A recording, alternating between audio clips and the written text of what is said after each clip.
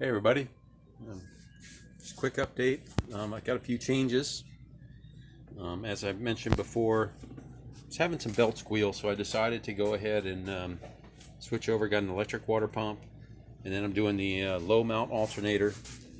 So I'll just go ahead and get a short belt for here, but be very careful what brands you buy on this. This is the cheapo eBay one. I figured I'd give it a shot, and a couple things to look out for is you can't even get to the bolt here. The boss is right in the way. So what I had to do was sacrifice one of my, sorry guys, daggone it. Anyway, I had to take an Allen key and cut the end off so it would fit in there and lay underneath the car and get tightened up. So I still got to wire it in. I had ordered some relays, and of course I got the 5-pin instead of the 4-pin, so sent those back. But anyway, got that going. I am going to have to the other issue I was having with the car was when I pushed in the clutch, it stalled out coming up to a light. So two things I didn't do when I switched over to the T5 was I did not wire in the vehicle speed sensor to pins 3 and 6, and also I still have the automatic computer over there. So I've got, I had to go ahead, I had to order the correct, the pins. You see these pins, these are the Ford pins that plug into the ECU.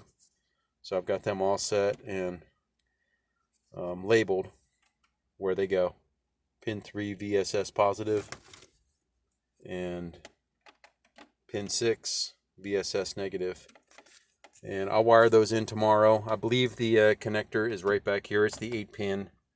And I know I had that when I switched out my O2 harness sensor. So I'm pretty sure it's right back here, right behind the radio area. And then I got to wire up the electric fuel pump, which I'll go ahead and I'll throw that on the switch down here as well. Or maybe I'll put it up here. That way it's easier to get to. So we got that to do. But I also went ahead and ordered the correct manual transmission computer, which the one I have in there is a C3W, and I went ahead and ordered the A9L, which is the Fox body 5-speed with a mass air sensor. So we'll go ahead and do that. And then lastly, I did install a new idle air control valve and the new pigtail. That was both of these were broken on my old one, although the original Ford one still worked, but it would just come unconnected for whatever. I think I took it off and dropped it, and so this plastic broke here, and then of course the little connector here got brittle over the years, and that snapped off. So I was trying to use zip ties and zip it all together and keep it in place, but it would stall out a lot.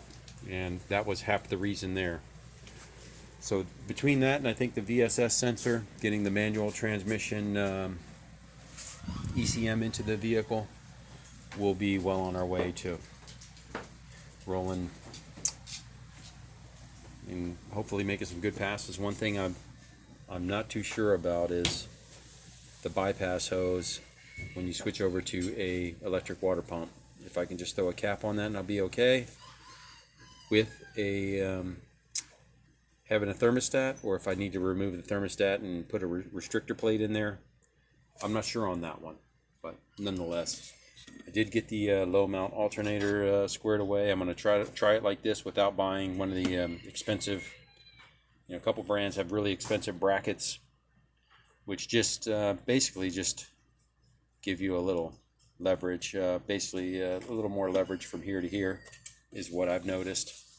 But this seems pretty solid, and looks like I measured this a 30-inch belt down there, so we're going to try that. I'll go get a serpentine belt tomorrow. I think I am going to go ahead and reroute the air box, do something different with that. For whatever reason, it just seems a little janky to me. But I got to wire up tomorrow. I got to wire up this electric water pump to a relay, which I'll probably put the relay right over here next to the fan one, so that way they're all together. And I'll run the wires. I will run the wires to the front, so it can follow the fan wires. Keep that all together, and I can actually probably put that in a loom together. And we'll go from there. So that's kind of the update. I also have, I don't think one thing I never discussed, I did get this Pertronics, the digital HP ignition box. I'm going to give that a try. I had the entry-level MSD before, the Street Fire. And honestly, it did work. It did seem like the car idled maybe a little smoother or whatever, but it did not work well with the tach. Even with the tach adapter, my tachometer never worked right with that. So I'm going to try this digital HP, and the cool thing about what this has is it has the timing retard for when you start. So it'll retard your timing so the engine can spin over easier. So a little easier on your ignition, a little easier on your battery, a little easier on your starter. And then so it'll knock out a few degrees timing on the start. You also have 3 rev limiters on this one, which for the price, you'd have to spend quite a bit more to get 3 rev limiters on an MSD from what I priced it out at. But you have a